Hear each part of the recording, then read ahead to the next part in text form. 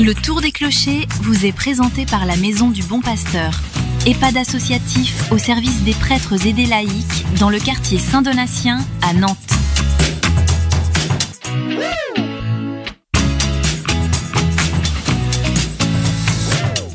En direct de Riaillé, jusqu'à 9h, c'est le Tour des Clochers.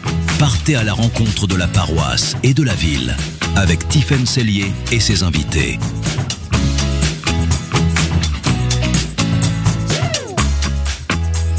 Il est 7h passé de 7 minutes et nous sommes ici à Riaillé. Merci Père de nous recevoir au sein de votre paroisse. J'aimerais qu'on commence par le commencement, si vous me permettez. Comment est arrivé pour vous cet appel au sacerdoce ? Est-ce qu'il y a eu un déclic, une rencontre, un moment précis, particulier ? Avant de répondre à la question, dans 2 secondes, c'est dans les annonces qu'on a entendues, là, à un moment il y a eu paroisse de Riaillé. Oui. Alors, quand je suis arrivé ici, moi c'était paroisse de Riaillé, enfin Nouvelle Alliance au Delerde, mais de Riaillé, et j'ai vite compris que c'était une grande erreur, parce que il y a pas. Avant, j'étais à Pontchâteau. Pontchâteau, c'était le centre, de la paroisse. Oui. Ici, il n'y a pas de centre, et c'est 2 cantons, le canton de Riaillé, le canton de Saint-Marc-la-Jaille. Donc maintenant. Donc on fait attention, on dit pas la paroisse de Riaillé. Ah non. Mais oui. on dit pas non plus la maison paroissiale de Riaillé, on dit la maison paroissiale à Riaillé. Ah, et c'est bien noté. Quand je parle de la paroisse, je dis toujours Riaillé Saint-Marc-la-Jaille. Parce qu'autrement. Mais c'est important de replacer les. Ouais, je veux pas me fâcher termes. avec la moitié des paroissiens. Non, vous avez raison. On note, c'est noté, hein, Clara. On a bien noté. Riaillé, Saint-Marc-la-Jaille, au moins les 2 chefs-lieux de canton. J'ai bien noté. Et puis alors, donc la question, c'était sur le début. Oui, comment est arrivé pour vous cet appel au sacerdoce ? Aucune idée. Ah. Aucune idée sur le comment, parce que j'étais petit, alors j'ai pas des souvenirs précis. À l'école primaire. Aussitôt ? Oui, l'école primaire. Dès le primaire, vous saviez que vous seriez prêtre ? Je savais que j'avais envie d'être prêtre. Ah ouais. On ne sait jamais si on... Si on le saura, mais vous aviez envie. Oui, en CM toujours. Hein. Ouais. Peut-être, je sais pas quand autrement. Vous êtes issu d'une famille pratiquante ? Ah oui, très. Enfin, les parents. Oui, au moins. Oui. C'est ça qui est peut-être par contre, un peu... je me suis tellement mis dans la religion qu'il n'en restait plus pour mes frères et sœurs. Ouais, au moins, il y en a eu un dans la famille. Vous avez été ordonné prêtre en 1989. Voilà, le 1er juillet, oui. Exactement. La date auprès du 29 juin, quoi. Oui. Et vous êtes né en 1960. Ça fait donc plus de 35 ans maintenant que vous êtes curé. Racontez-nous un peu ce parcours de formation et puis ces premiers pas de jeune prêtre. Comment est-ce que vous avez vécu ça ? Alors, c'est pas de curé, c'est de prêtre. De prêtre. De prêtre, parce que curé, ça a été plus tard. Et donc, comment j'ai vécu les débuts ? D'ailleurs, vous avez été formé à Nantes. À Nantes, oui. Au séminaire de Nantes. Vous êtes né en Loire-Atlantique et vous avez tout fait en Loire-Atlantique. Voilà. Oui. Oui. Je suis vraiment prêtre diocésain. Ouais. Au cours de la formation, c'est normal, ils essaient d'ouvrir les horizons. À un moment, il m'a posé la question, missionnaire, tout. Moi, je dis non, moi, je... aller à l'étranger, c'est bien, mais ou même dans un autre département, non, moi je... Vous voulez rester ici ? Voilà, je suis d'un peuple et consacrant ma vie à ce peuple. Et c'est pas d'ailleurs forcément Loire-Atlantique, c'est même plus précis que ça. Hein. Moi, je suis du rural, puis j'ai passé toute ma vie en rural. Et oui. C'est vrai que si j'étais à Nantes ou à Saint-Nazaire, ça ferait un peu comme missionnaire pour moi. Je suis pas, D'être déjà à 50 km, c'est déjà de la mission. Ah oui. De toute façon, la mission, elle est autour de soi. Oui, on peut besoin d'aller à l'autre bout du monde pour être en mission. Non, il y a de quoi faire, oui.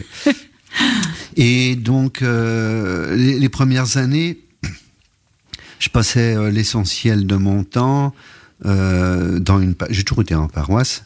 Toujours. Mais je passais l'essentiel de mon temps à m'occuper du MRJC, Mouvement Rural de Jeunesse Chrétienne. Il y avait encore pas mal de jeunes dans les paroisses il y a 35 ans. Il y avait de quoi faire. Mais en fait, je continuais ce que j'avais vécu moi-même avant, parce que donc j'ai commencé en CM, mais au collège, après, j'ai commencé à être en équipe MRJC. Et puis j'ai continué après. Toujours engagé dans les mouvements de jeunesse. Voilà. Enfin, dans un seul, que le MRJC.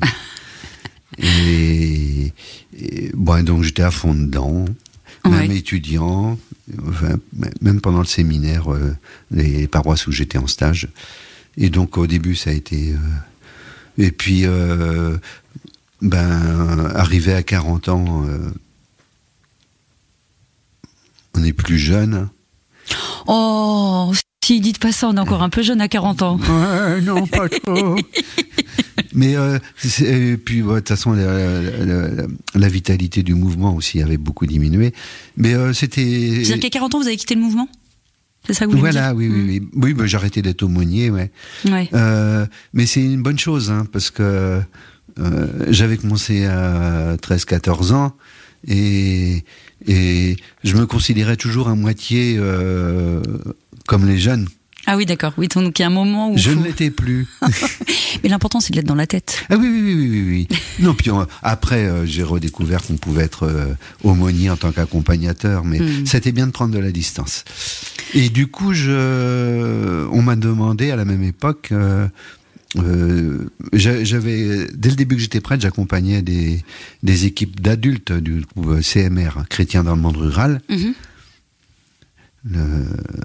Entre autres, au début, c'était beaucoup des équipes d'agriculteurs, parce qu'il y en avait encore pas mal en rural, et qui finissaient à des heures impossibles.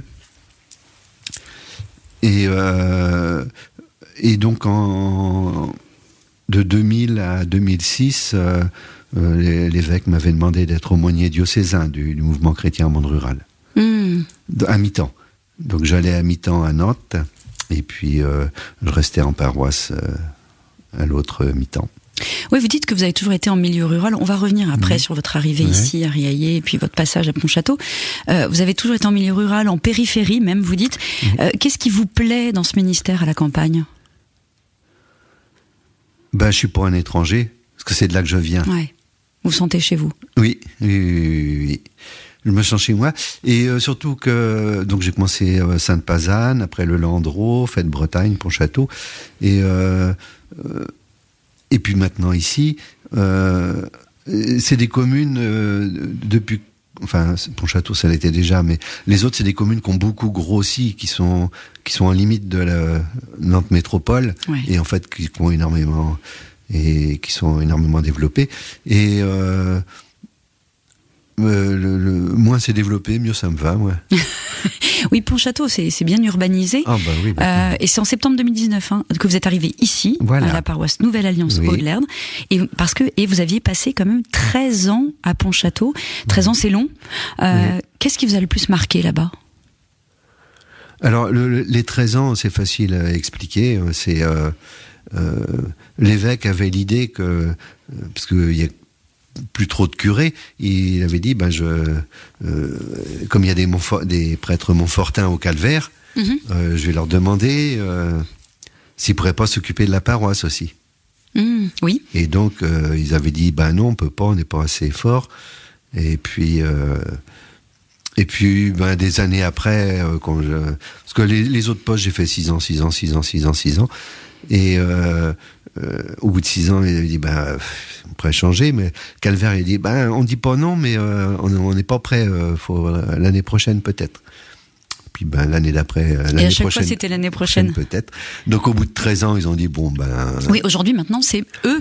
Eh ben oui. Voilà, c'est les prêtres montfortins qui sont à la fois responsables du site, du Calvaire, du sanctuaire, et de la paroisse. Voilà. Ouais, donc vous avez laissé... Et qu'est-ce qui vous a marqué là-bas ? Qu'est-ce que vous avez... Vous êtes reparti avec quel sentiment et quelle impression ? Oh. Vous gonflez les joues. Oui. En fait, une chose que je pourrais dire, mais ça sert aussi d'introduction pour la suite. Oui. Ce qui m'a le plus marqué, c'est au cours de la dernière année, il y a eu la béatification des moines de Tibérine, et un était originaire de Pontchâteau. Donc pendant l'année, on a, avec l'équipe d'animation paroissiale, on a organisé pas mal de choses. C'est Michel Fleury. Voilà, oui. Et donc ça a été vraiment des moments très très forts. Il y avait un de ses frères là qui est décédé récemment, qui vivait toujours là aussi avec lui, avec sa famille. Ouais. On a préparé pas mal de choses, d'événements pour commémorer toutes les étapes de ce qu'ils ont pu vivre. Ça a été vraiment un moment fort, et c'est avec cette expérience-là que je suis arrivé ici. Le jour de mon installation, là, je sais pas comment on dit, Oui. il y avait le vicaire général qui était là, et donc c'est moi qui faisais, celui qui présidait, puis qui transmettait les signes de la fonction qui m'était confiée. Et moi, j'avais gardé l'homélie à faire, et en fait, j'ai fait une homélie sur, à partir de l'expérience des moines de Tibérine, que ce que j'ai envie de vivre ici. Et ça se résumait à quoi ? Qu'est-ce que vous aviez envie de vivre ici ? Alors là, je me rappelle plus de mon homélie. Alors, qu'est-ce qui vous rend heureux ici, dans cette mission de curé de paroisse ma paroisse de Riaillé-Saint-Marc-la-Jaille ? Voilà. Nouvelle Alliance, autrement. Nouvelle Alliance. C'est tellement long à dire que c'est pour ça que je suis un peu flemmarde. On peut enlever les hauts de l'herbe. On va dire que Nouvelle Alliance toute seule. Qu'est-ce qui fait que vous vous dites le matin, oui, c'est pour ça que je suis là ? Alors, l'exemple des moines de Tibérine, là, je pourrais pas redire tout le détail, mais en lien avec, parce que les moines de Tibérine, ils peuvent être compris que dans le cadre des bienheureux d'Algérie, donc il y a plus large que eux, il y a aussi des religieuses, d'autres religieux, et puis un évêque, Pierre Claverie, évêque d'Oran. Et une des choses qui m'a marqué, c'est son testament. Le testament de Christian de Chergé, on le connaît parce que c'est un testament. Là, c'est une de ses dernières homélies qu'il était venu faire en France, où il a dit un peu le sens de ce qu'il vivait en Algérie et pourquoi il y restait. Et il est mort après dans un attentat à la bombe avec son chauffeur musulman. À Oran. Et donc, dans cette homélie, il dit c'est quoi l'essentiel de la foi et de la vie chrétienne, et il dit c'est de rester proche de ceux qui sont crucifiés.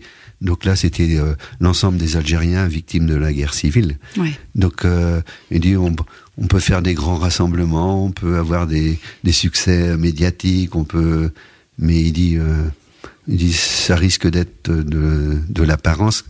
Il dit l'essentiel, c'est être proche de celui qui souffre, de lui tenir la main. Des fois, on a des choses à dire, des fois, on ne sait pas quoi dire, on est juste là, présent. Et ce qui me rend heureux, c'est ça, c'est être présent auprès de gens, en particulier de gens qui souffrent. Ouais. Et alors, c'est pour ça, par exemple, si on me demandait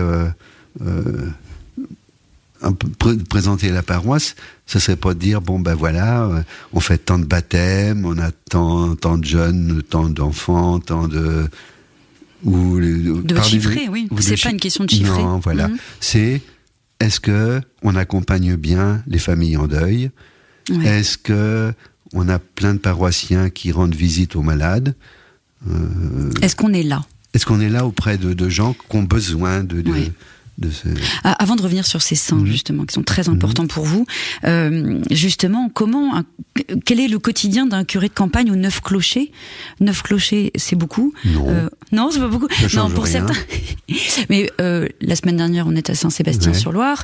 Emmanuel Hustière, il peut prendre son vélo pour aller entre les clochers. Vous, c'est pas le cas. Ah non. Voilà, donc le quotidien, c'est quand même de la route pour être au plus près de chacun. Oui. Mais oui et non, hein. Parce que en fait, quand il y a une messe, c'est une messe, hein. Et donc je vais pas faire 9 messes tous les jours, hein. C'est chacun son tour. Donc le dimanche, vous n'êtes pas tout seul, il y a une équipe, il y a d'autres prêtres avec vous ? Pas vraiment, non. Alors comment vous faites ? C'est chacun son tour. Donc le dimanche matin, c'est alterné Riaillé et Saint-Marc-la-Jaille pour dans le calendrier de l'année, il n'y en a pas un qui en a une de plus que l'autre, hein. Oui, attention. Ah oui. Et puis les 7 autres, c'est le samedi soir. Et en semaine, je dis la messe du dimanche dans les EHPAD. Il y a 4 EHPAD. D'accord. Les gens peuvent se déplacer facilement, finalement, c'est 10 minutes entre chaque clocher ? à peu près? Non, plus? Oui. Et les paroissiens se déplacent pour aller à la messe, même si c'est loin? Certains, d'autres pas. D'autres vont quand c'est chez eux. D'autres vont au plus près. Hein. Quand c'est à 25 ou 30 km de chez eux, des fois ils vont dans la paroisse d'à côté parce que c'est à 10 km. Les gens ils se renseignent sur les plannings de même qu'on en accueille, hein, du Maine-et-Loire ou de la région du sud de Châteaubriand. Des fois ils ont une messe à 5 km de chez eux, donc ils viennent ici. Mais ils gardent ce sentiment quand même de paroisse, d'être finalement, d'avoir une paroisse où les clochers sont fédérés. À moitié. Ouais. Certains, oui. Ouais, pas tous. Certes, pas tous, non. Il y en a qui vont au plus près. Et puis il y en a qui vont à l'abbaye de Melleray aussi. Oui. Belle abbaye de Melleray. Pour revenir au saint, parce que c'est un sujet qui est important pour vous, vous avez participé à ce magnifique livret Témoins d'espérance, publié par le diocèse de Nantes, qui nous fait découvrir les saints d'ici, de notre diocèse. On m'a dit que c'était une vraie passion pour vous, donc je le découvre là aussi. Qu'est-ce qui vous fascine autant dans la vie de ces saints et qu'est-ce que vous avez voulu nous transmettre à travers ce livret auquel vous avez contribué? Eh ben justement, c'est de pas être fasciné. C'est-à-dire que donc c'est 7 lieux qui ont été choisis en Loire-Atlantique. Pour vivre l'année jubilaire. Hein. Voilà, pour dire il y a dans le prochain bulletin, enfin pas le prochain, dans l'autre bulletin paroissial, l'autre d'après, on aura un témoignage de gens qui ont fait le choix d'aller à Rome, de franchir les portes saintes, mais c'est pas tout le monde. Il y en a aussi qui vont à Lourdes ou ailleurs, mais proposer des lieux proches. Et la plupart des 7 lieux qui ont été retenus, c'est tous des lieux où soit sont natifs ou soit ont vécu des bienheureux ou des saints en Loire-Atlantique. L'immense majorité, c'est pas des célébrités. Non, effectivement, à part les moines de Tibérine, effectivement. Oui, alors eux, c'est une célébrité dans le sens connu, mais ce qu'ils ont vécu, c'est d'une simplicité à toute épreuve. Et la plupart, c'est ça. Donc c'est dire, on peut vivre la sainteté tous. C'est à notre portée. Voilà, c'est à notre portée. Il y a Saint Louis-Marie Grignon de Montfort pour Pontchâteau. Il a évangélisé un quart de la France, mais ça c'est pas tout le monde qui va le faire. Mais la plupart, ce qu'ils ont vécu, c'est donner leur vie. Hein. Alors, soit en faisant rien du tout, juste en étant là, en Algérie, comme les moines de Tibérine, soit ceux qui ont été en Chine, en s'occupant d'orphelins ou. Enfin, c'est donner. En fait, c'est des vies simples, voilà. C'est des vies simples que vous accessible. Ouais. Friard et Secondel à Béné, c'est un ouvrier agricole, donc ouvrier agricole. C'était pas le duc de Bretagne, hein, c'était un ouvrier agricole qui, à 53 ans, se retire dans un petit coin de sa commune complètement isolé, au milieu des marais de Brière, pour se consacrer à la prière. Et du coup, vous avez, pour cette année jubilaire, justement, vous avez proposé aux différents groupes de votre paroisse de partir sur les pas de ces saints du diocèse. C'est une démarche qui est quand même assez originale. Il y a eu la journée du 9 septembre à Pontchâteau, sur les traces des saints Friard et Secondel. Qu'est-ce qui vous a marqué dans cette journée? Alors, Friard et Secondel, c'est à Béné. Et Béné, c'est la paroisse de Pontchâteau. Donc, pendant mes 13 années à Pontchâteau, alors déjà, on a ressuscité une ancienne fête locale autour de leur fête, là, début août. Donc on avait remis ça en place. Donc il y avait une grande célébration tous les ans. Il y avait aussi les petits, donc ça doit être CP, CE1, qui venaient chaque année visiter l'église. Donc je leur expliquais toute leur vie. Donc ça n'a pas été sur eux que...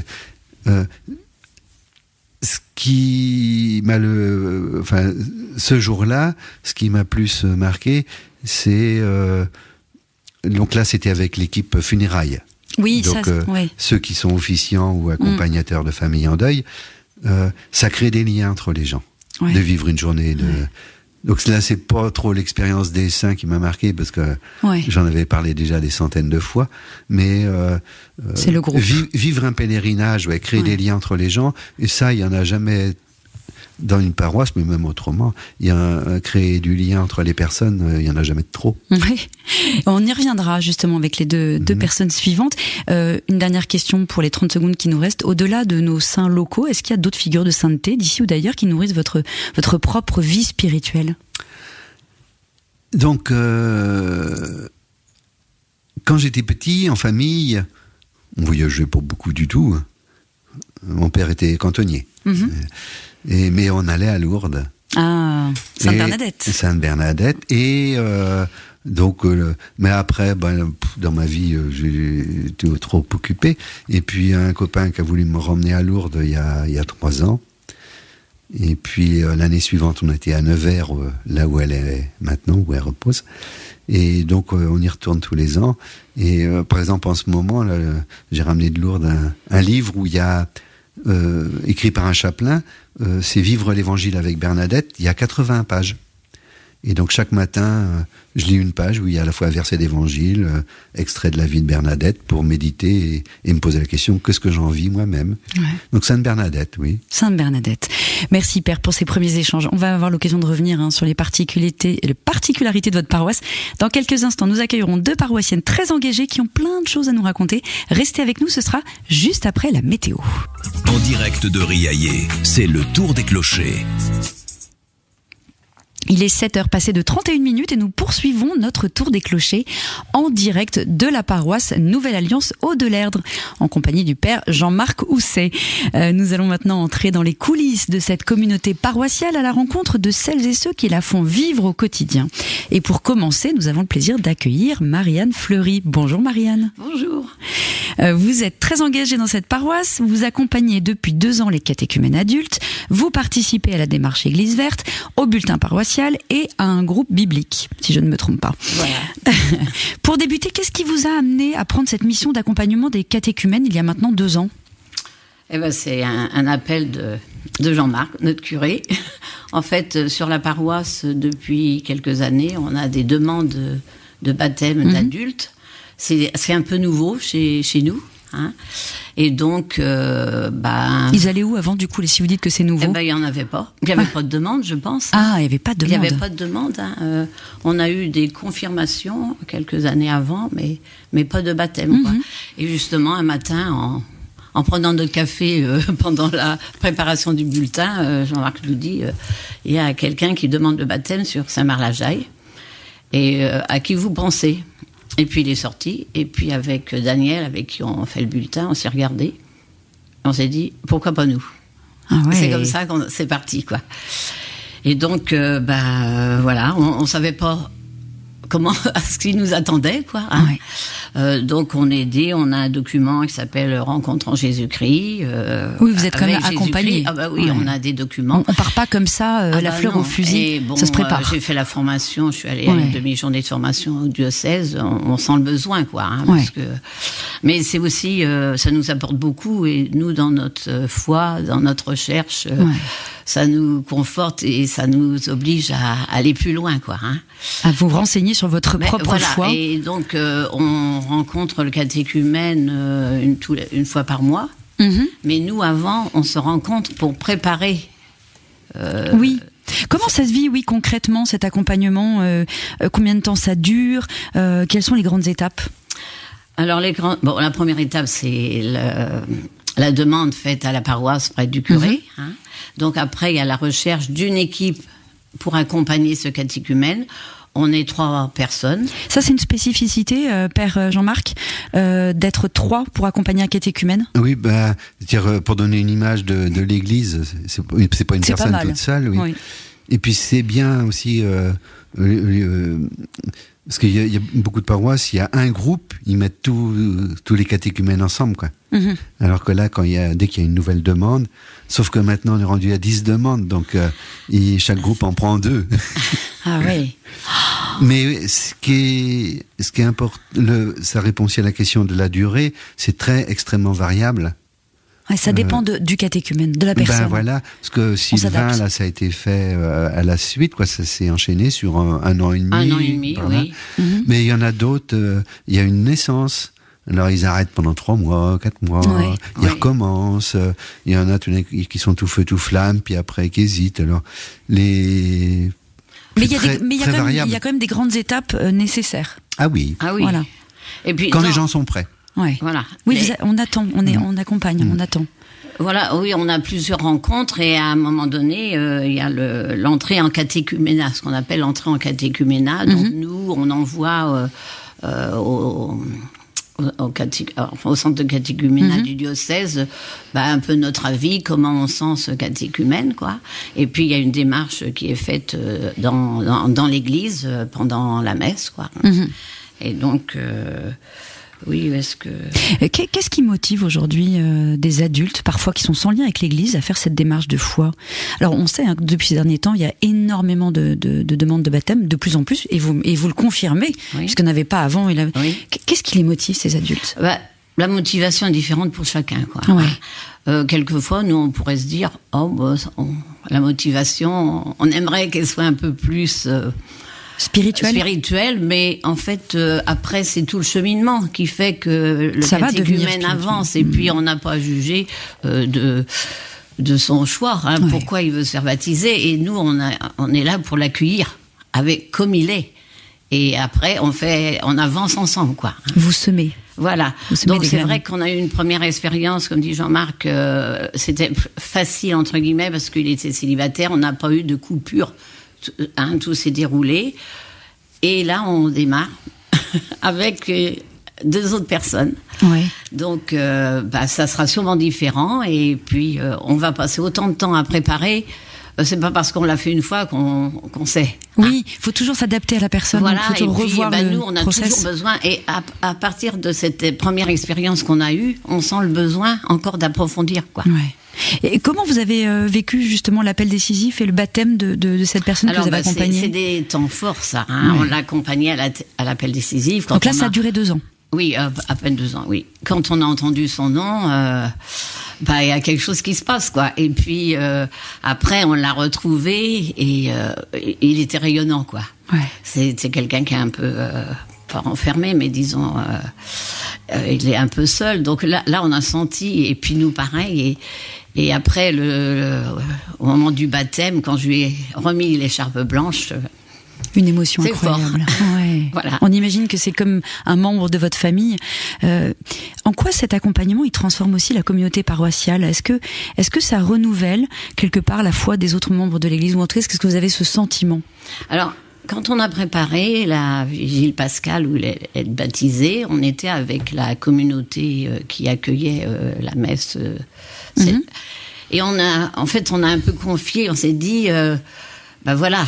si on veut que ça continue, c'est à toute la communauté de prendre en charge. Et quand dans l'accompagnement, justement, il y a toujours une personne de la communauté de vie du catéchumène pour que la relation soit plus facile. C'est un peu dans ce sens-là qu'il soit pas perdu. Donc on a aussi ce rôle après, quoi. Alors vous faites aussi partie vous êtes engagé dans la démarche Église verte. Concrètement, quelles actions ont été mises en place dans la paroisse? Alors, ça fait... En fait, ça s'était mis en route après le Covid. On a eu... L'EAP avait organisé une rencontre... L'EAP, l'équipe d'animation paroissiale. Oui, à l'époque, c'était la veille où du confinement. On a été confinés. Bon, il y avait plusieurs ateliers, et puis, en fait, on s'est inscrit. Donc, après, nous, on a démarré une petite équipe de 5 personnes. On est toujours les 5 personnes. Alors, qu'est-ce comme action? Alors, il y a le temps de la création, du 1er septembre au 4 octobre, qui est important pour nous. On a tous les ans, le 1er septembre, un temps de prière. Mais il est préparé par la communauté qui reçoit, qui accueille son église. Donc, on ouvre à d'autres, quoi. C'est pas simplement pour nous. Entre vous. Le premier dimanche de septembre aussi, c'est une messe en plein air. C'est dans 2 lieux différents, on change chaque année. Qu'est-ce qu'on a eu? Alors nous, les membres, on s'est formés sur l'encyclique Laudato Si, en du pape visio, François, oui. Voilà, de pape François. À partir de là, ont été achetés les panneaux des photos de Yann Arthus Bertrand. On les a, nous, et on les a exposés dans les églises. On les a ressortis cette année. L'idée, c'est quoi? C'est de sensibiliser vos communautés chrétiennes à tout ce qui est création, le respect de la création. Le respect de la création et comment dire, la nature, mais aussi les hommes, quoi. Enfin, comment ils sont dans l'écologie, voilà, qui est un grand l'écologie, c'est ce qu'on appelle l'écologie intégrale. Voilà. Et vous retrouvez justement un bon accueil auprès des paroissiens? Oui, ça dépend. Enfin, disons qu'on aimerait qu'il y ait plus de gens à adhérer, mais on sent quand même qu'il y a une prise de conscience qui se fait, quoi. Mardi dernier, on préparait la liturgie pour notre communauté et c'est une personne de l'équipe qui a dit oui, mais c'est important dans la prière universelle, il faut qu'on note, il y a la COP 30 ou 31, donc il faut qu'on en parle. Donc c'est pas venu de moi, quoi. C'est ça qui est important, quoi. Mais autrement, on a fait aussi, alors différentes années, on a fait des marches. On a fait une marche comptée dans l'équipe, on a une conteuse biblique. Donc, on avait fait une marche comptée dans la nature. On avait pris des textes comptés, Noé, la Samaritaine, voilà. Et puis, on fait tous les ans clean-up, là, la journée de World Clean-up Day. Et là, on le fait en lien avec la commune de Riaillé. Oui, on va en parler justement avec le maire tout à l'heure. Donc, le World Clean-up Day. Voilà, donc, alors, c'est à l'initiative d'Église Verte, mais là, on se pose pas en tant qu'Église Verte, on se pose en tant que citoyen. Donc, la mairie de Riaillé est partie prenante au niveau logistique et même de leur présence. Là, le maire était présent l'autre jour, quoi. On a fait dernièrement, alors en lien, le Conseil de développement du Pays d'Anceny, là, a organisé une journée sur l'arbre. C'est-à-dire l'arbre dans tout ce qu'il est et puis tout ce qui tourne autour de l'arbre. Et donc, ça se passait à Riaillé. Ah, ça tombait bien. Donc, on a été présent en tant que l'écologie intégrale. Enfin, oui, voilà, avec nos quelques panneaux de Yann Arthus Bertrand où il y avait des arbres, quoi. Et puis, les gens ont pu venir poser des questions, quoi. Donc, il fallait rester assez, puisque c'était public, quoi. Donc, de multiples actions pour lesquelles il faut se former. Voilà. On a aussi, on a deux personnes du groupe se sont formées pour la fresque du climat. Oui. Alors nous, on y a participé en tant qu'équipe, et puis après 2 se sont formés, et sur la paroisse, il y a eu 5 fresques qui ont été faites. 2 ont été demandées par des équipes CMR, chrétiens dans le monde rural, qui ont demandé à la faire. 2 autres ont été faites au collège. Et puis dernièrement, là, une qui a été sur l'invitation, la paroisse était invitée, les gens de la paroisse étaient invités, et il y a eu 9 personnes. En tout, il y a 49 personnes qui ont participé à la fresque du climat. Voilà. Est-ce que vous voyez un lien entre votre mission auprès des catéchumènes et cette mission écologique? Est-ce que vous y voyez quelque part une invitation à la conversion? En fait, moi, j'ai pas des cases. Ouais. En fait, c'est toute une vie. Notre foi, elle fait partie, elle est dans ma vie, quoi. Plus ou moins bien, mais j'ai pas des compartiments, même si les actions sont faites dans différents lieux, mais c'est tout un ensemble. C'est une unité. Oui. Ouais. Et vous avez organisé un pèlerinage, on en parlait tout à l'heure, avec votre groupe biblique avant l'été, à Touvois, sur les pas des moines de Tibérine. Qu'est-ce qui vous a amené à proposer ce pèlerinage à ce groupe-là? Alors, Jean-Marc étant très partie prenante de tous les pèlerinages, il a dit à toutes les équipes de la paroisse, si vous êtes intéressés pour un pèlerinage, pourquoi pas? Donc, j'ai eu le livret, et moi, j'ai été attirée par les moines de Tibérine. J'ai fait la proposition au groupe, qui était tout à fait d'accord, surtout que dans ce groupe biblique, il y a un couple qui a vécu en Algérie. Ah, Donc bah oui. tout de suite ça les a attirés, puis l'ensemble. Et vous avez le même nom qu'un des moines de Tibérine, mais c'est pas la même famille. C'est mon mari qui s'appelle Fleury, mais c'est pas la même famille. C'est pas la même famille, non. Mais il y a quelque part il y a peut-être eu aussi. Oui. Ça l'a peut-être motivé, je sais pas. Non, puis ils sont contemporains, disons. Ouais, hein. ouais. Mais ce qui n'empêche pas que j'ai fait d'autres pèlerinages avec les ermites où c'était aussi très intéressant de voir. Les ermites parlaient de Friaire et Secondaire. Voilà, c'est ça. Oui. Merci beaucoup Marianne Fleury d'avoir partagé avec les auditeurs de Radiofinité vos engagements à la paroisse Nouvelle Alliance Aude-Lerdre. Père, vous voulez intervenir? Oui, tout à l'heure il y a eu une question sur la motivation des catéchumènes. Oui. Mais donc, vous pouvez intervenir quand je pose des questions, Père. N'hésitez pas. Non. Si. Dans ce que je fais, j'assure l'accueil de la demande au début. Ouais. Oui. Donc les gens viennent, souvent ça dure assez longtemps parce que ils confessent toute leur vie. Ils racontent toute leur vie, et ça rejoint ce que je disais sur le testament de Pierre Claverie. Là. Oui. L'essentiel, c'est tenir la main de celui qui a des difficultés. Surtout pas rentrer dans le détail des demandes, parce que c'est vraiment personnel pour chaque personne. Mais pour un certain nombre, il y a un lien avec des épreuves, justement. Oui. Des deuils qui ont été difficiles, mais des fois des deuils qui remontent loin, ou des deuils proches. Et c'est ça qui les a rapprochés. C'est-à-dire que c'est un moment où ils se sont posés des questions sur le sens de la vie. Ouais. Et que c'est dans ce questionnement qu'est apparue la place de Dieu. Et puis donc, de faire un pas à travers le baptême, la confirmation et l'Eucharistie. Et justement, on va parler funérailles avec Marie-Odile Trochu. Et nous, accompagnants, on découvre ça au fur et à mesure. Ouais.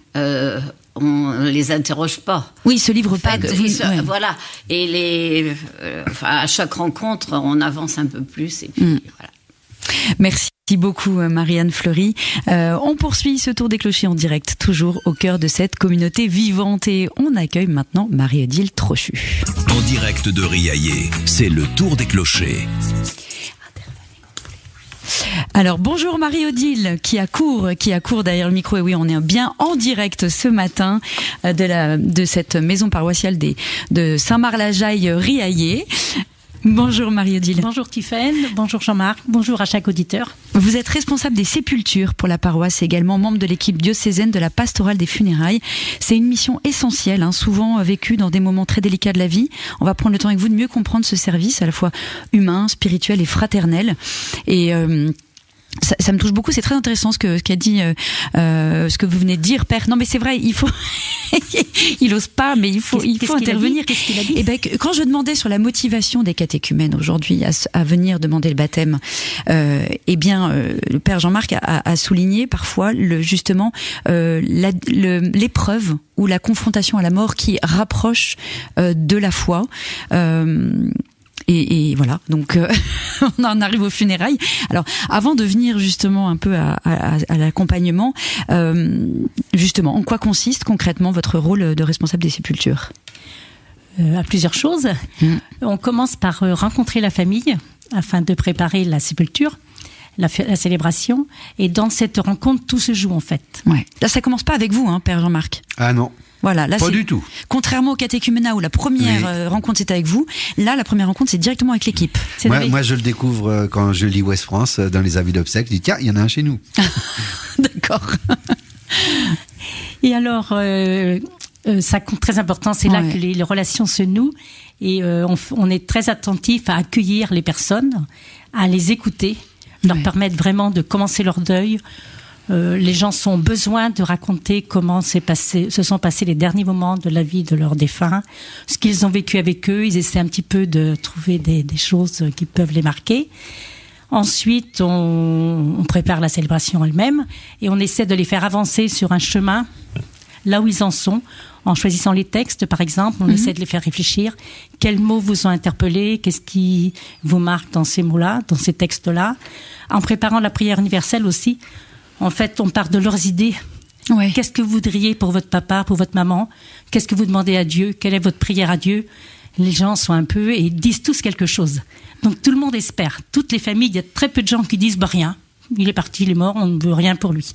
Donc tout le monde a au fond du cœur une espérance. Ah oui. Justement, on imagine que ce sont des moments très forts, parfois éprouvants. Qu'est-ce qui vous touche dans ces rencontres?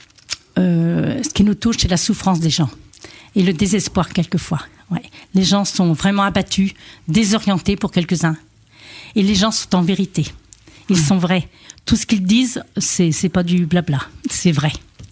Et vous parlez justement d'espérance. Vous parvenez à transmettre cette espérance dans un contexte où parfois la foi elle est pas toujours présente. Transmettre, c'est un grand mot.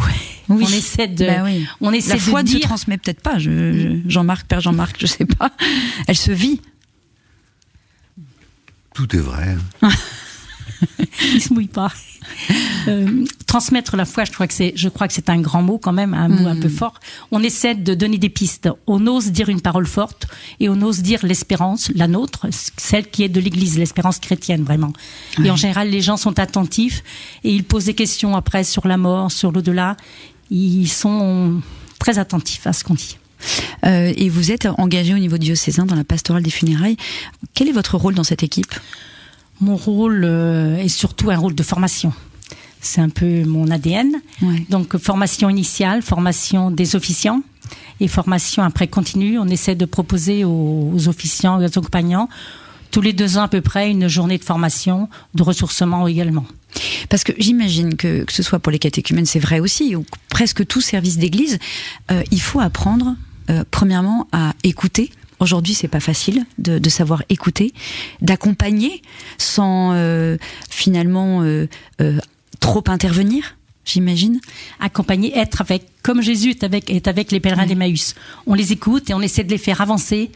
Là où ils en sont, on les prend là où ils en sont, on essaie de les faire avancer, plus ou moins loin, plus ou moins vite. Vous partagez vos expériences justement au niveau du diocèse pour parfois peut-être décharger des choses un petit peu lourdes ? Oui, au niveau diocésain, oui. Au niveau aussi équipe sur place avec l'accompagnant qui nous accompagne, qui est avec nous toujours.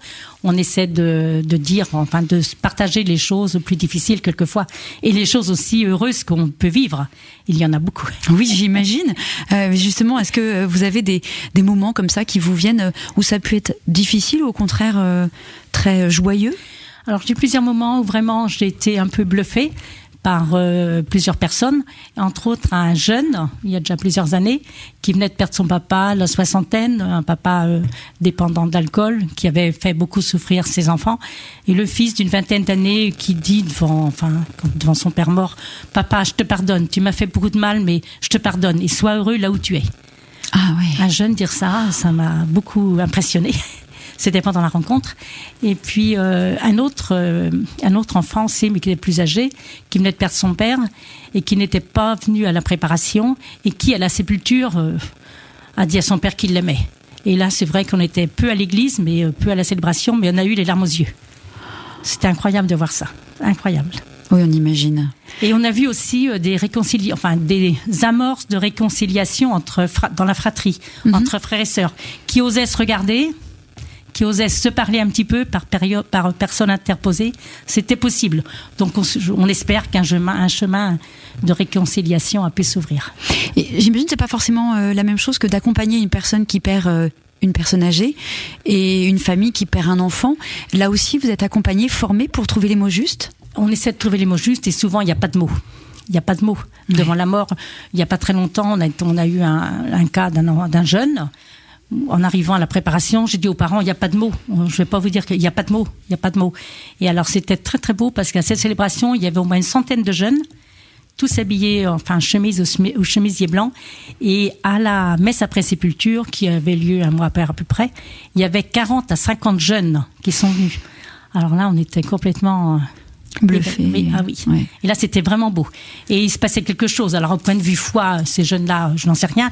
Mais au point de vue humain, ils ont accompagné les parents et les frères endeuillés. Et c'était vraiment beau de voir beaucoup de monde autour de cette famille endeuillée. Les familles ont une certaine liberté dans la mise en place de la célébration. Vous les accompagnez pour trouver des textes, des chants. Oui. Mais est-ce que il y a une grande liberté au point que ça peut devenir folklorique ou, enfin, je sais pas. Folklorique, c'est peut-être un gros mot, hein, Jean-Marc. Il y a un cadre quand même, j'imagine, dans la messe des funérailles. C'est pas une messe. Non, c'est une célébration. Pardon. Il y a pas d'Eucharistie, c'est une célébration. Oui. Ouais. Pas vraiment folklorique, hein, parce que des fois dans les baptêmes et les mariages, on peut se poser des questions, mais dans les sépultures, il y a une telle attention et respect de tout le monde. Les gens sont extrêmement attentifs à chaque parole, à chaque geste. À rien faire de... Non, folklorique n'est peut-être pas le mot. Non. Profondeur, je vois les personnes choisissent quelquefois des musiques. Oui. Et ce sont des musiques, en général, on invite sans parole. Et c'est posé, ça vraiment invite à une intériorité, à un silence, et c'est porteur, quoi. C'est pas folklorique. Et j'imagine que les gens qui viennent vers vous, qui demandent des funérailles chrétiennes... souhaitent peut-être quelque part une vie, enfin, aimeraient une vie après la mort. Est-ce qu'ils y croient? Est-ce que... Je pense, comme je l'ai dit tout à l'heure, je pense que peu de gens ne croient rien. Je pense que tout le monde, au fond de son cœur, espère quelque chose. Alors après, sur quelque chose ou quelqu'un, chacun y met ce qu'il veut ou ce qu'il peut. Sûr. Mais tout le monde a une espérance auprès de soi, au fond de son cœur. Et cette mission, elle vous apporte quoi, dans votre foi, et qu'est-ce qu'elle vous apporte sur votre regard, dans votre regard sur la vie? Alors, elle m'apporte à deux niveaux surtout, au niveau humain. La mort, on est obligé un peu de l'apprivoiser. On en devient presque amis. On voit tellement de gens endeuillés et de défunts aussi. Et au point de vue spirituel, alors ça fait grandir la foi à une vitesse grand V. Hein. Ça vous conforte dans votre foi? Oui, ça conforte. Et puis alors les formations dispensées donc au diocèse aussi sur la vie après la mort, c'est incroyable, quoi, c'est extraordinaire. Père Jean-Marc. Oui, je peux ajouter un mot sur ma place là-dedans. Oui. Donc, à part lire les avis d'obsèques dans le journal. Oui, parce que c'est déjà beau. C'est déjà beau. C'était un petit peu restreint. Avec un petit souci quand même, parce que il y a des communes qui sont restées telles qu'elles étaient, et d'autres qui ont fusionné pour faire des communes nouvelles. Et entre autres, Saint-Marc-la-Jaille, maintenant c'est Vallon-de-l'Erdre. Il y en a d'autres. Alors des fois, je vois un sépulture à Vallon-de-l'Erdre. Bien vite, je vais voir qui c'est. Mais dans la commune nouvelle, Vallon-de-l'Erdre, il y a 2 anciennes paroisses qui sont pas dans notre paroisse. Elles sont rattachées au Maine-et-Loire, à Candé. Alors des fois, je vais, et puis non, c'est pas chez nous, c'est chez le voisin. Mais Marie-Odile vient vous le dire quand même, vient vous dire, non, il y a pas de discussion du tout entre vous. Non, pas pour la liste des morts, non. Non, mais quand vous préparez les funérailles, forcément, vous êtes avec Père Jean-Marc. Non, moi je suis pour. Jamais justement. Oui, alors, en fait, moi, je suis comme les autres officiants. C'est-à-dire que chaque officiant, il participe à tout pour l'enterrement qui va faire, l'accueil des familles, la préparation, et ils font jusqu'au bout, ils font la célébration. Moi, je fais pas. Jean-Marc à son tour. Voilà. On a un tour, voilà. plus ou moins. Par contre, les sépultures que je fais, c'est pareil, je suis présent à tout. À l'accueil de la famille, tout ce qu'a dit Marie-Odile, je vis la même chose. Et ça rejoint complètement encore ce que je disais, la proximité avec les gens qui souffrent. Pour moi, ça me paraît pas concevable et intéressant de faire 5 fois plus d'enterrements, mais sans avoir vu les familles. Oui. L'intérêt, c'est l'ensemble de la démarche. Être là pour accueillir la famille, écouter tout ce qu'ils ont à dire, être proche d'eux, cheminer avec eux, préparer la célébration, puis après l'assurer. Donc, soit je suis présent à toute une démarche, ou soit je laisse les gens faire les enfants. Mais de notre côté, c'est pareil. Je ne me verrais pas du tout préparer et après ne pas accompagner, confier la célébration à Jean-Marc, par exemple. Merci beaucoup, Marie-Odile Trochu, pour ce témoignage et pour ce service essentiel auprès des familles en deuil. On continue notre tour des clochers ici à la paroisse Nouvelle Alliance Aude-l'Erdre, et encore de beaux témoignages à venir sur Radio Fidélité. Dans quelques instants, nous serons en compagnie d'André Rétière, maire de Riaillé, ainsi que Stéphane Marchand, président de l'association Histoire et Patrimoine de Riaillé. Mais tout de suite, place à l'actualité sur Radio Fidélité. Le Tour des Clochers vous est présenté par la Maison du Bon Pasteur, EHPAD associatif au service des prêtres et des laïcs dans le quartier Saint-Donatien à Nantes.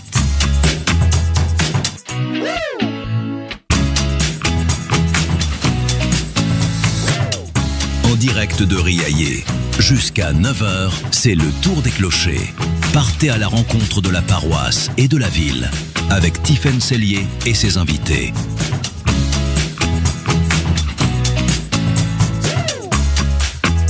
Bonjour à tous et bienvenue si vous nous rejoignez pour cette deuxième heure du Tour des Clochers à Riaillé, à la paroisse Nouvelle Alliance Haut-de-l'Erdre avec le père Jean-Marc Housset qui nous accompagne depuis 7 heures et nous sommes rejoints par André Rétière, maire de Riaillé. Bonjour monsieur le maire. Bonjour madame Sellier.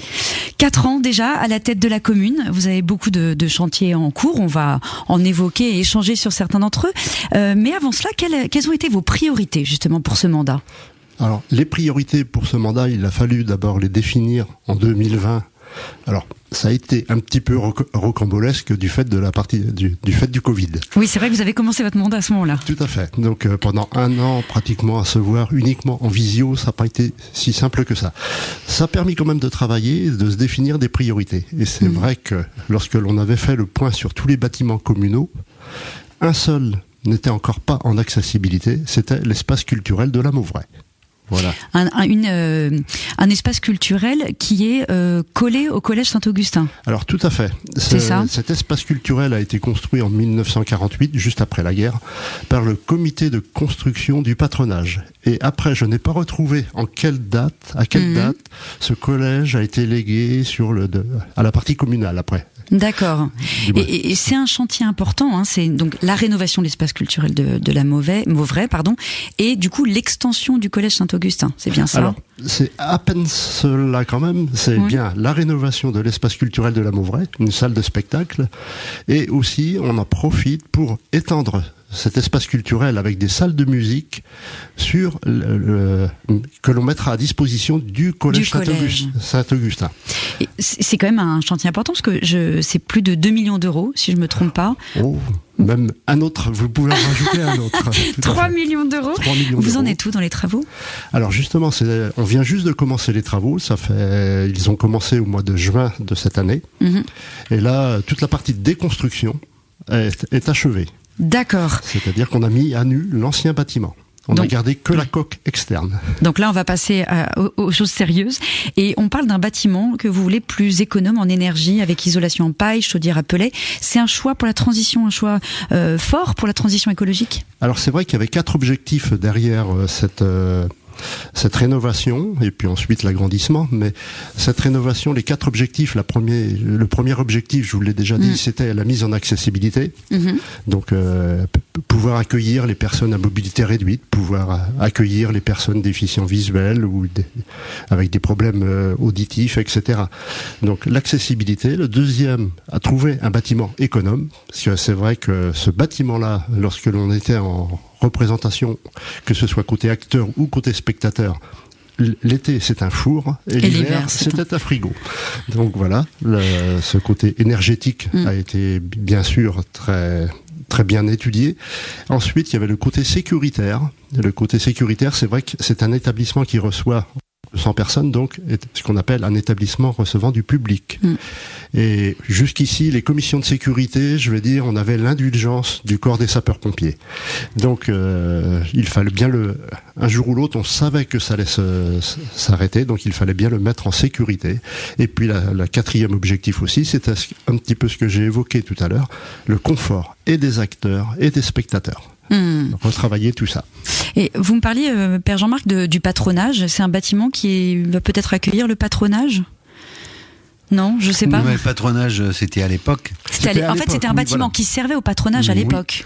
En fait, il avait été construit en 1948 et c'était sous la volonté de 3 personnes principalement.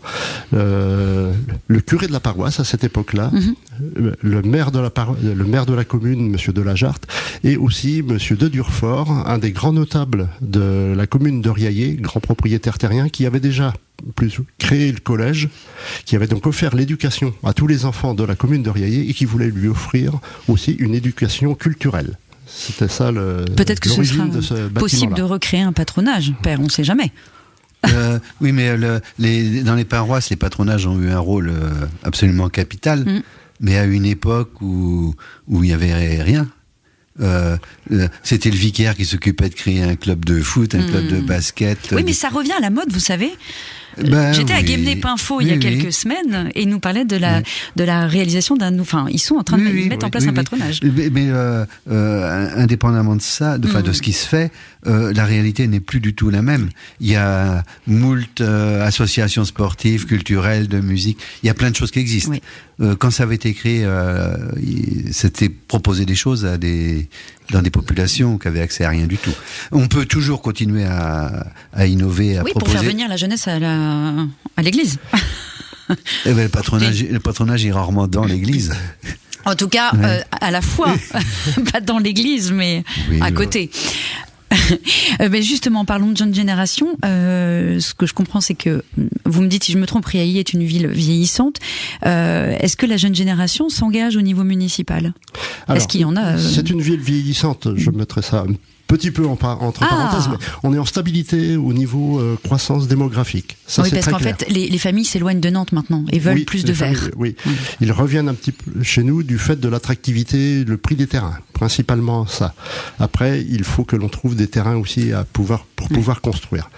Ensuite, la jeune génération, là, nous allons passer bientôt en renouvellement de conseil municipal, 2026 élection municipale. Je sens bien qu'aujourd'hui, la jeune génération, tout ce qui est municipal, va trop lentement pour elle. Mais tout ce qui est politique en général. Tout ce qui est politique en général. Il y a beaucoup de passages obligés, beaucoup de contraintes calendaires qui font qu'aujourd'hui, ces jeunes s'usent quelque part. Et ils font un mandat. Ils sont très contents d'avoir effectué ce mandat-là. Par contre, la lenteur des choses fait que ça les déstabilise et ils voudraient que ça avance beaucoup plus vite. C'est bien qu'ils renouvellent. Je sens bien que les jeunes ne veulent pas renouveler le mandat actuellement. Ils vont plutôt du côté des associations, c'est ça Dans les associations, c'est vrai que ça va beaucoup plus vite. Le circuit de décision est beaucoup plus rapide. On prend des décisions collégialement, mais on peut les appliquer aussitôt. Alors que là, nous, au niveau municipal, nous avons des délais incompressibles. Et vous collaborez, autre sujet, aussi régulièrement avec la paroisse sur certaines actions. Il y a le World Cleanup Day, qui est pas une action de la paroisse, mais en tout cas, vous coopérez. Dans le bulletin municipal, vous évoquez la mise à disposition gratuite de la salle de la Riante-Vallée pour des événements paroissiaux, comme le service évangélique des malades. Vous apportez aussi votre soutien à Soliderdre, une initiative du Secours catholique. C'est une évidence pour vous de vous associer à des actions issues du monde catholique parfois ? Nous sommes obligés de tenir compte de toutes les actions qui existent sur le domaine communal. Et c'est vrai que la paroisse, on a des liens avec la paroisse. Alors déjà, le premier lien que l'on a quelque part, c'est au niveau du patrimoine. Nous avons l'église. Et oui. L'église, elle appartient à la commune. Oui, Père Jean-Marc. Non, mais j'entendais tout à l'heure la rénovation du centre culturel, le budget que c'était. En entendant ça, je me disais, finalement, l'entretien de l'église, c'est pas grand-chose à côté. Alors... Oui, il revient à la mairie d'entretenir l'église et il y a un audit de remise en état qui est en cours et le coût estimé c'est 1,5 million d'euros. 1,5 million, d'euros, pardon. C'est quoi les travaux les plus urgents ? Alors, vous avez tout à fait raison. En 2023, nous avons lancé un audit sur l'église Notre-Dame de l'Assomption, juste à côté d'ici. Une belle et grande église qui est juste à côté. Voilà. Et c'est le chiffre que vous avez donné, 1,5 million, c'est tout à fait ça. Bon, ça va. Il n'y a aucun souci là-dessus. Alors, c'est vrai que c'est des travaux aussi bien de charpente, des travaux... Alors, on a la chance, on a une très bonne toiture. Si bien que déjà dessous, c'est bien conservé. Quand la toiture est bonne, voilà, quand ça ne prend pas l'eau, déjà, c'est souvent très sain. Donc on a des travaux de charpente, des travaux de maçonnerie, des problématiques de cloches, du moins dans tout ce qu'il y a dans le beffroi, dans le clocher, même si on n'a pas un clocher très haut, il n'a pas existé à Riailhy, faute de finances à cette époque-là.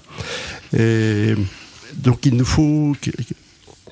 On a fait tout cet audit en 2023. Et suite à cet audit, c'est clair qu'il nous fallait quand même mettre en sécurité la sécurité et des passants, la sécurité à l'intérieur de l'église aussi. Et là, on a débloqué un budget d'environ 50 000 euros, à peine 50 000 euros, mais pour mettre cette église en sécurité. On a fait les contreforts, etc. Vous sentez un attachement fort des habitants justement à cette église ?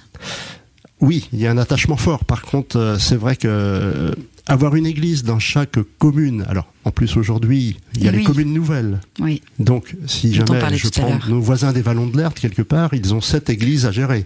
6 églises à gérer.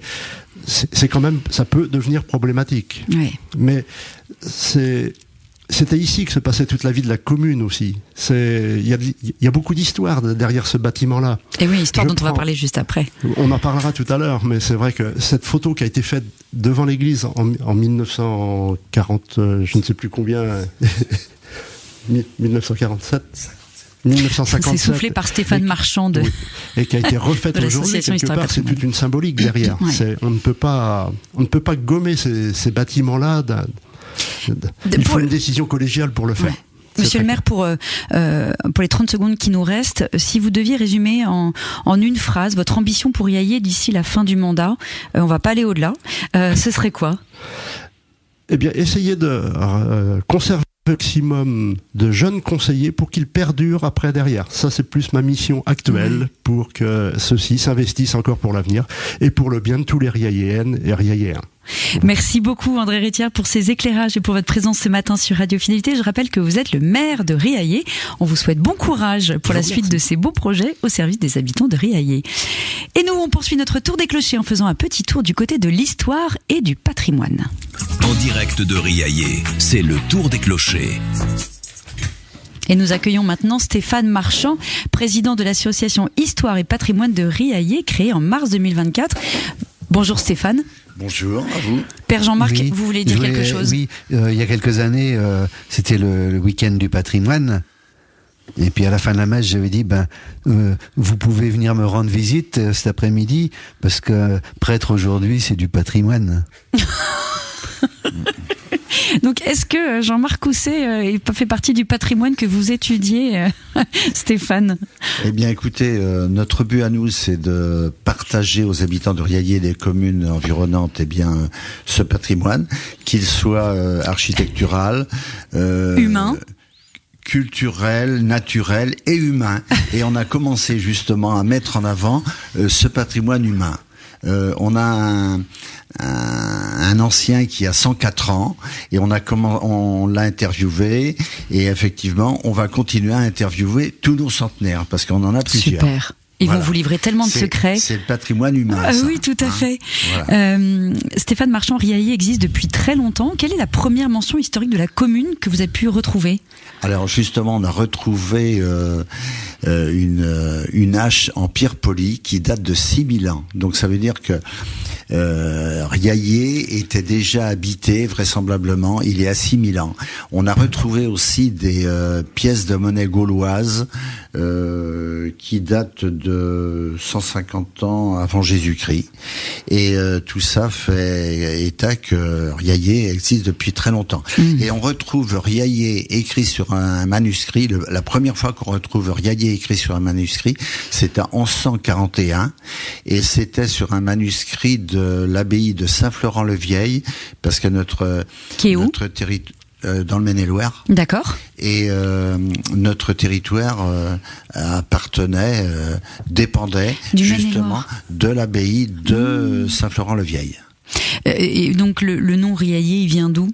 Alors Riailhet, certains voudraient bien qu'on attache Riailhet à Riant-de-Vallée, puisque l'Erdre traverse notre commune, et c'est François Ier qui avait dit que l'Erdre c'était la plus belle rivière de France. Mais Riant-de-Vallée, c'est sans doute pas là l'origine. L'origine viendrait plutôt de rue comme rivière, et allié comme broussailles, osier, etc. Donc c'est moins mignon, mais bon, pourquoi pas. C'est moins mignon, mais ça doit être plus la vérité. Voilà. Il y a un site qui est emblématique ici, c'est la fontaine minérale ou la source Notre-Dame. Qu'est-ce qui rend cette source si particulière? Eh bien, d'abord, c'est un lieu bucolique. On peut s'y promener. Il y a l'Erdre, il y a la source qui a été au début du XXe siècle captée. Mais sachant qu'elle était très ferrugineuse, cette eau, il y avait un dépôt dans les bouteilles et c'était pas très appétissant, donc l'affaire a périclité. Mais cet homme qui a voulu faire cela, il habitait dans le château du Haut-Rocher, Et il avait pas vraiment besoin d'argent parce que c'était un homme qui était fortuné, qui avait 12 hectares de vignes sur les coteaux de la Fontaine Minérale. C'est un lieu emblématique pour Riaillé. Alors il y a une vierge aussi qui est là depuis un siècle. Hein. Et elle a été érigée. C'est pour ça qu'on dit source Notre-Dame.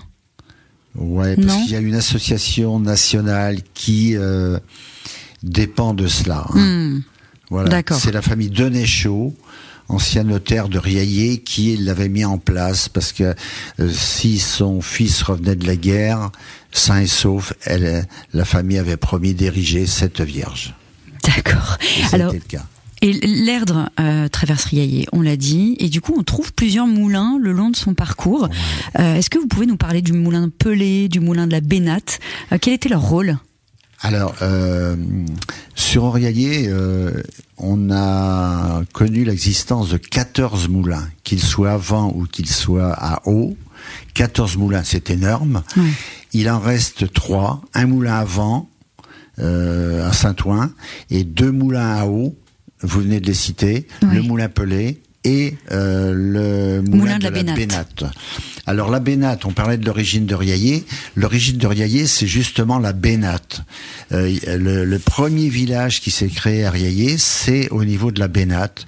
Et il a duré pendant plusieurs siècles sans doute, et dures inondations. Les habitants sont remontés sur la colline et le bourg s'est développé bien au nord de la Bénate, et l'église, on va peut-être parler de l'église, eh bien l'église a été construite, une église a été construite en 1500. Est-ce la première? On ne sait pas, mais on a des traces de cette première église en 1500, et celle qui existe aujourd'hui, c'est déjà la 4e. Parce que la première de 1500, 6 premières il y a, elle n'a duré que 60 ans parce que c'était les guerres de religion. En 1560, elle a été démolie. Elle a été détruite. Oui, c'est ça. Elle est là aujourd'hui. Elle est vraiment imposante, hein, et elle a été reconstruite au 19e siècle. Elle a été construite entre 1880 et 1890. C'est une grande église avec de très très beaux vitraux.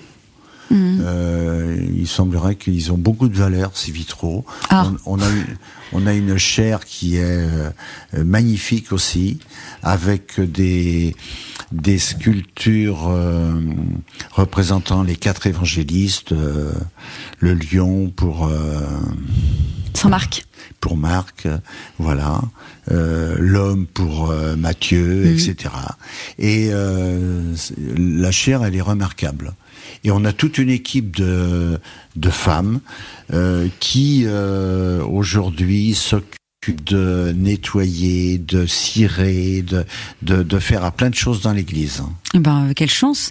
Ça donne envie de venir. Donc moi j'invite les auditeurs, on n'a pas terminé, hein, mais à venir se promener. Quand on parle de moulins, de sources, d'églises comme ça, on a envie de venir. On se sent comme dans un conte de fées.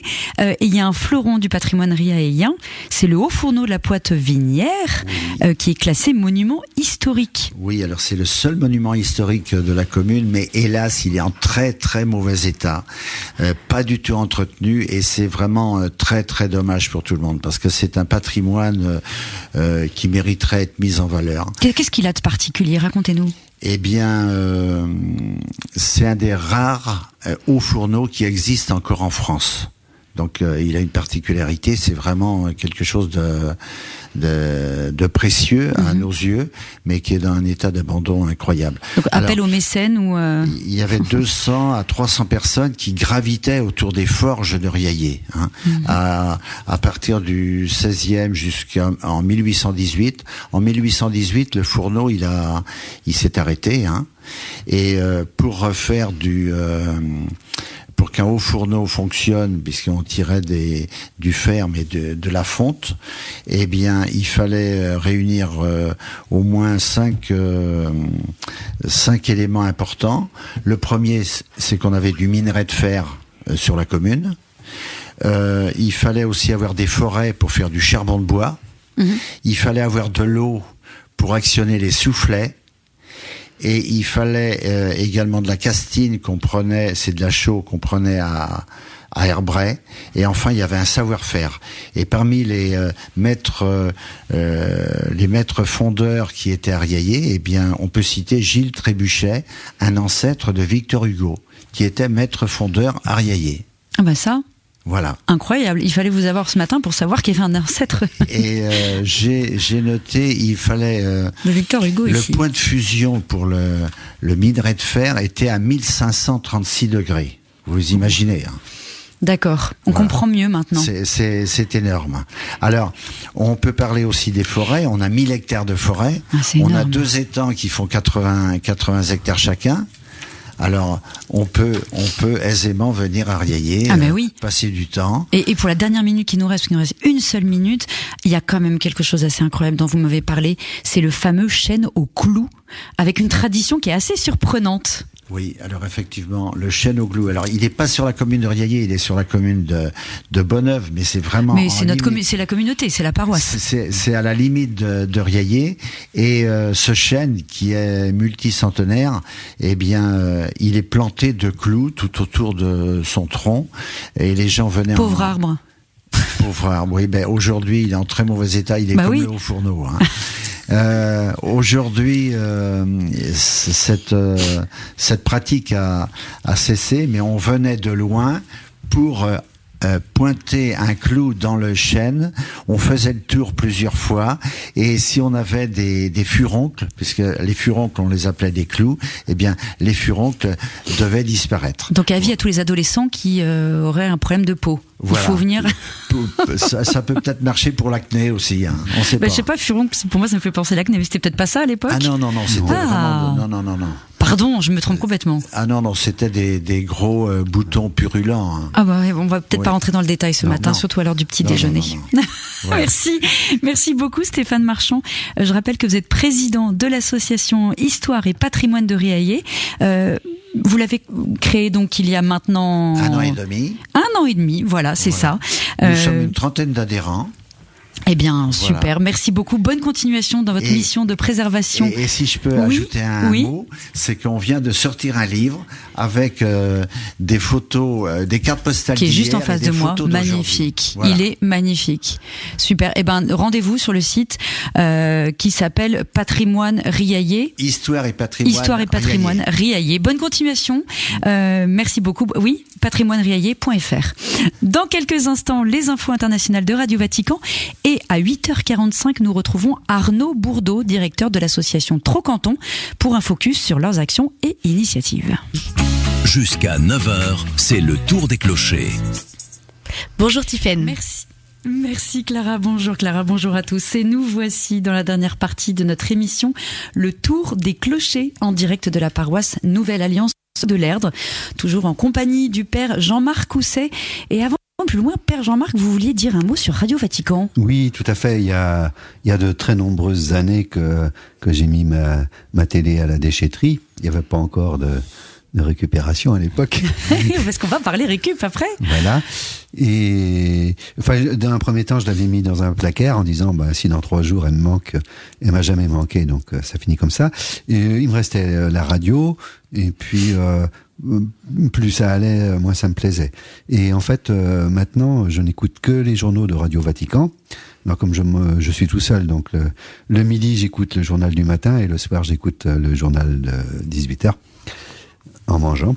Et c'est vrai qu'il y a des paroissiens encore ces jours-ci qui me disaient oh là là, on en a marre là de toutes leurs histoires sur des trucs, des faits divers ou tout comme ça. Je dis moi j'ai pas tout ça. Puis ils disaient il y a des pays, il se passe des choses, on n'est même pas au courant. Je dis si, moi ils en parlent à Radio Vatican. Sur Radio Fidélité. Non, je l'écoute sur... non, mais on est sur Radio Fidélité, vous l'écoutez sur Radio Fidélité, Père. Absolument pas. Je l'écoute sur le site Vatican News en podcast. Voilà, mais avis aux auditeurs, vous pouvez l'écouter et réécouter sur notre site internet aussi. Et nous avons maintenant le plaisir d'accueillir Arnaud Bourdeau, directeur de l'association Trocanton. Bonjour Arnaud. bonjour. Donc Trocanton, l'éco-recyclerie du pays d'Ancenis, basée à Saint-Marc-la-Jaille, une association qui depuis 1994 allie préservation de l'environnement, solidarité et création d'emplois. Je le disais Arnaud, c'est une association qui a fêté du coup au printemps dernier ses 30 ans et qui agit sur le territoire du pays d'Ancenis. L'éco-recyclerie de Saint-Marc-la-Jaille existe elle depuis 2016. Oui, c'est ça, oui. L'association existe depuis 30 ans, mais on a créé un nouveau site en lien avec la collectivité, avec la Compa, sur le site de Saint-Marc-la-Jaille, Vallon de l'Erdre. Compa, c'est la communauté de communes du pays d'Ancenis. Non, mais je précise parce que quand on sait pas. Voilà. Et donc, on a la chance d'avoir un grand local adapté qui fait 2400 m², qui est uniquement dédié au réemploi des objets que les gens n'utilisent plus sur le pays d'Ancenis. Alors, Trocanton repose sur 3 fondements. Expliquez-nous.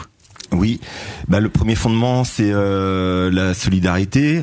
L'idée c'est que les gens qui n'utilisent plus des objets qui sont encore en bon état, nous les confient sur la base du don. C'est là où la solidarité s'exprime. Oui. Et donc nous ensuite on va les trier, les valoriser pour les revendre à des gens qui ont des besoins ou pas de s'équiper à pas cher.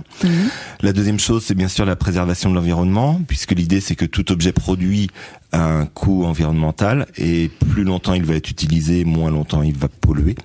Voilà, et ça évite de créer du neuf derrière. Et puis surtout la dernière chose, c'est que à partir de cette activité, puisqu'on fonctionne sur le don et on revend, on crée une économie sociale et solidaire qui permet de créer de l'emploi. Et aujourd'hui, ça fonctionne plutôt bien puisqu'on a 70 salariés, une grande partie en salariés permanents et la moitié environ en contrat d'insertion. Et oui, vous avez obtenu le statut d'entreprise d'insertion en 2003. Moi, j'avais noté 66 salariés, mais 70. Combien, justement, sur ces 70 sont en parcours d'insertion ? Aujourd'hui, on a 30 salariés en parcours d'insertion. Le parcours d'insertion, c'est... comment vous les accompagnez ? Voilà, c'est un dispositif d'État, donc un dispositif qui s'appelle entreprise d'insertion. Le principe, c'est qu'on recrute des personnes éloignées de l'emploi pour X raisons, que ce soit pour des problématiques sociales, économiques, de santé ou autres. On les met en situation de travail. Donc la première chose, c'est déjà on retrouve un rythme, on retrouve un revenu, on retrouve une confiance en soi, c'est les 3 bases déjà pour commencer. On est sur des contrats de 4 mois qui sont renouvelables jusqu'à 2 ans pour avoir le temps de travailler avec eux sur un parcours professionnel, parce que l'objectif derrière, c'est pas de les garder avec nous, mais c'est bien qu'ils puissent retrouver un emploi durable en fonction et de leur projet, et de leur capacité, et de leur souhait géographique aussi. C'est les remettre sur les rails de l'emploi. Voilà, c'est ça. Parlons chiffres, vous traitez 1200 tonnes d'objets par an. Qu'est-ce qui deviennent tous ces objets ? Alors pour à peu près la moitié, un petit peu moins de la moitié aujourd'hui, ils vont être valorisés et revendus en boutique. Alors revaloriser, c'est quoi ? C'est on fait pas de réparation, c'est simplement on s'assure que les objets soient complets, en état fonctionnel et qu'ils puissent resservir, voilà. Et puis après on les conditionne pour qu'ils puissent repartir en boutique. Pour tout ce qu'on n'arrive pas à valoriser parce que c'est pas complet, parce que c'est cassé, parce que c'est abîmé, parce que c'est usé, trop usé pour être vendu. Ça va repartir vers les filières de recyclage. Donc on a beaucoup de filières de recyclage, soit par thématique, par produit, le meuble, le textile, le jouet, ou soit par matière, la ferraille, les métaux, le papier, le carton. Et vous avez 4 boutiques. Et on a 4 boutiques sur le pays d'Ancenis. Autour d'ici. Voilà. Ah oui, non, sur tout le pays d'Ancenis. Sur tout le pays d'Ancenis, oui. Parce que, donc, pour ceux qui connaissent pas la géographie du pays d'Ancenis, Saint-Marc-la-Jaille, c'est à une vingtaine de kilomètres au nord du pays d'Ancenis, entre Ancenis et Châteaubriand-Segré. Et donc, pour couvrir un bassin comme celui du pays d'Ancenis qui est important, qui fait 30 communes, l'idée c'est d'avoir plusieurs antennes pour être à moins de 15 km de tous les habitants. Parce qu'on est sur un service de proximité. Oui, éviter justement le transport, puisqu'on est dans l'écologie. Cet été, vous avez dû suspendre les dons de vêtements du 22 août au 14 septembre, une première en 30 ans. Pourquoi cette décision ? Alors, pourquoi cette décision ? D'abord, il y a un aspect purement logistique, c'est que l'été tout le monde fait du tri, donc les volumes débordent. On a beaucoup de volumes. C'est un petit peu comme une tondeuse. Quand vous entendez une tondeuse, toutes les tondeuses démarrent. Quand on fait du tri, dites-vous que c'est pareil, tout le monde fait du tri. Donc voilà, il y a une question logistique. Il y avait beaucoup de flux, et puis l'été, nous aussi, on prend des vacances, donc on n'a que la moitié de l'équipe disponible sur le site, même si on essaye de s'organiser. Et donc ça, c'est un aspect tout à fait conjoncturel, mais surtout il y a un gros problème sur la filière textile à l'entrée et à la sortie de la filière textile, c'est-à-dire que à l'entrée, on a de plus en plus de vêtements qui sont mis sur le marché. En France aujourd'hui, chaque année, c'est 4,5 milliards de vêtements qui sont mis en France sur le marché en France. Voilà. C'est énorme. C'est énorme, c'est trop, beaucoup trop, parce que derrière ça, il y a une question de qualité. Les vêtements de qualité peuvent être réutilisables, peuvent se porter longtemps, peuvent être vendus, peuvent être réparés. Les vêtements de mauvaise qualité sont destinés à une consommation courte, très courte, voilà. Donc ça, c'est la première réalité. Et à l'autre bout de la chaîne, tout ce qu'on ne va pas conserver repart vers des filières de valorisation. Alors la plus connue, c'est le relais. Oui. En France, qui eux vont retrier ce que nous on ne conserve pas. Ils vont en garder une qualité boutique, ils vont faire une qualité effilochage, ils vont faire une qualité coton, ils vont faire une qualité export. L'export, c'est quoi? C'est des vêtements qui sont retriés, des vêtements de bonne qualité, qui sont adaptés à l'export, principalement à l'Afrique, donc des vêtements d'été. D'accord. Voilà. Et derrière, tout ce qui va pas être valorisé, il y a une petite partie valorisation matière, pour faire du recyclage, mais ça représente que 15% de l'ensemble. Et aujourd'hui, donc tout ce qui repartait à l'export se retrouve confronté à l'économie mondiale. Et aujourd'hui, il y a sur le marché des textiles moins chers qui concurrencent le textile d'occasion français, principalement qui vient d'Asie. Hein. Oui, on connaît les marques qui font sont un désastre économique et économique. Voilà. Chine, etc. Temu. C'est ça, exactement. Et pour donc ce textile-là ne repart plus à l'export. Donc c'est toute une filière qu'il faut repenser, puisque ça repart plus à l'export, ça reste chez nous, en France, même en Europe, on peut dire. Et maintenant, il faut trouver d'autres solutions pour les valoriser autrement. Et donc, il faut un petit peu de temps pour ça. Vous avez de nombreux bénévoles chez Trocanton, donc vous avez dit 70 salariés. Les bénévoles, justement, ils jouent un rôle important. Qu'est-ce qu'ils font ? Les bénévoles, ils sont importants, ils sont 140. Alors, ils ne sont pas là tous, tout le temps, en même temps. Les 140 bénévoles, si on cumule leur temps de travail, ça représente un peu plus de 10 équivalents temps plein de travail. Donc, ce qui n'est pas négligeable. Et donc, ils travaillent sur les différentes opérations, soit sur de la réception de marchandises, soit sur les travails en atelier. Il y a des gens qui sont spécialisés sur le livre. On a cet après-midi un bénévole qui va venir que pour faire du test d'appareil électrique. Et puis aussi des équipes bénévoles importantes sur la préparation boutique, puisqu'on reprépare les boutiques entre chaque vente, et puis la vente, la vente en boutique, la tenue de caisse. Alors vous avez connu des changements, parce que vous avez déménagé l'unité d'Ancenis, parce que vous êtes passé de 60 à 70 salariés. Pour l'avenir, en quelques mots, quels sont vos projets ? Les projets aujourd'hui, c'est avec nos 4 boutiques, on couvre le pays d'Ancenis, donc on n'a pas la prétention d'ouvrir de nouvelles boutiques. Et puis le cœur du projet associatif, c'est de rester sur le bassin d'Ancenis, parce que ce sont des projets qui sont très territorialisés. Donc on a des collègues qui font la même chose sur les bassins d'à côté, dans les Mauges ou sur Nantes. Donc le projet là, c'est en lien avec la collectivité, avec la communauté de communes du pays d'Ancenis, la Compa, c'est d'agrandir le site de Vallon de l'Erdre pour pouvoir l'adapter au dimensionnement qu'a pris l'activité. D'accord, et c'est prévu pour 2027. C'est prévu pour 2027. L'architecte va être recruté au mois de janvier, il me semble. Merci beaucoup Arnaud Bourdeau d'être venu à notre rencontre pour témoigner de la mission de Trocanton.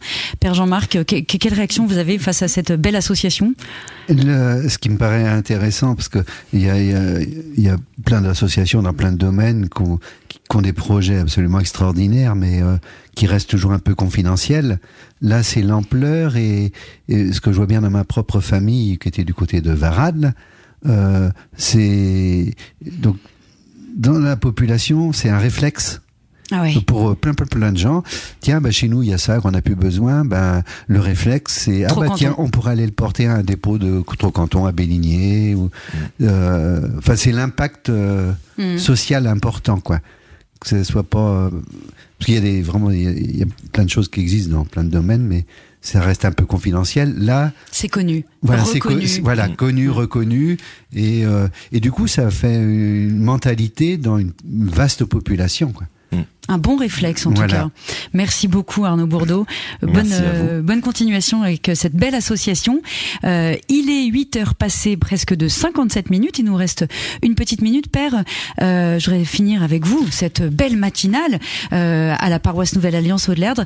Après plus de 35 ans de sacerdoce et ces belles initiatives pour l'année jubilaire, si vous deviez partager un message d'espérance aux fidèles de votre paroisse et à tous ceux qui nous écoutent, quel serait-il ? En combien de temps? 30 secondes. 30 secondes. Je suis désolée.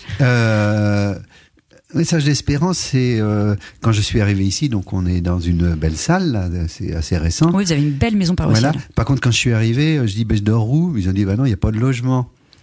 Donc la paroisse, ils m'ont trouvé un appartement en location à l'EHPAD. Et donc, et en plus, je suis arrivé juste avant le confinement. Ouais. Donc, je me suis retrouvé dans un EHPAD pendant le confinement. C'était le sommet de ce qui se vivait en France. J'avais juste le droit de sortir pour faire les enterrements. Donc, eh bien, mon message d'espérance, c'est que l'humanité, c'est du début à la fin, et que vivant en EHPAD, je suis témoin de l'humanité que le personnel y met dans la vie quotidienne. Ouais. Donc voilà, l'espérance, c'est il peut y avoir de l'humanité, de la lumière partout, dans tous les domaines, enfin tous les milieux de vie ou dans tous les âges. Donc voilà. Merci pour ces mots, Père Jean-Marc. Merci beaucoup de nous avoir accueillis ce matin, d'avoir partagé cette matinale avec les auditeurs de Radio Fidélité. Et un grand merci également à tous ceux qui se sont succédés ce matin derrière les micros. Exercice pas toujours évident, mais que les gens font avec beaucoup de gentillesse et puis avec du naturel. C'est le plus important. Merci Clara d'avoir été à nos côtés pour assurer une bonne retransmission. Bonne journée à tous à l'écoute des programmes de Radio Fidélité. Merci beaucoup Tiffaine, on vous retrouve donc dès vendredi prochain. Si vous souhaitez que votre paroisse, que Radio Fidélité se rende dans votre paroisse, n'hésitez pas à nous contacter au 02 40 69 27 27. Bientôt 9h dans quelques instants, l'essentiel de l'information et tout de suite une courte pause publicitaire.